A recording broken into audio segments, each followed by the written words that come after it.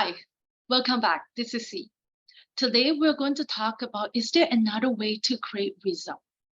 The person who is living in lack is waiting for their wealth to feel abundance. They're waiting for their success to feel empowered. They're waiting for their health to feel gratitude.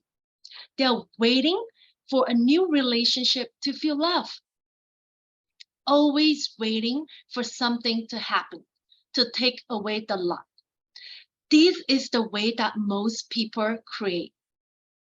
What quantum science is saying, there's another way of creating result. The moment you feel gratitude, your healing begins. The moment you feel abundance, sufficient, you are generating wealth. The moment you are empowered, you're moving towards your success. The moment you are feeling worthy, in love with yourself, you create an equal partnership. So this is cause and effect. Instead to create from lack, we learn to create from the quantum field. It exists beyond our senses. So now I am going to ask you, how much of your waiting days do you put your attentions on your material world, your 3D reality? And how much of your waking days do you put attentions on the quantum field, the frequency? There is an invisible field of frequency and energy that connect everything in our physical world.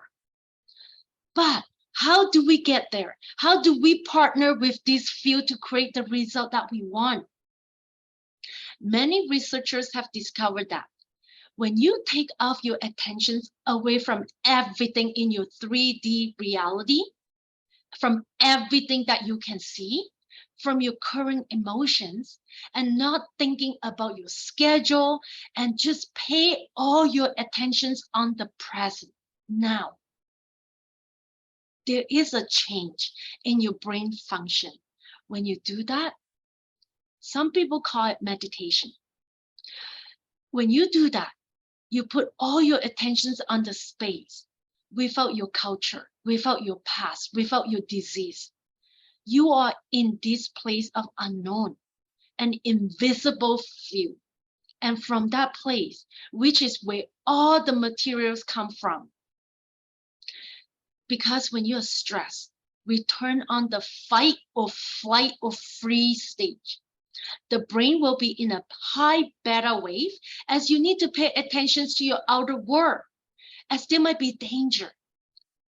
But if it's not a tiger that is chasing after you, not a lion, but it is your work, your co-worker, your ex, then there is a problem.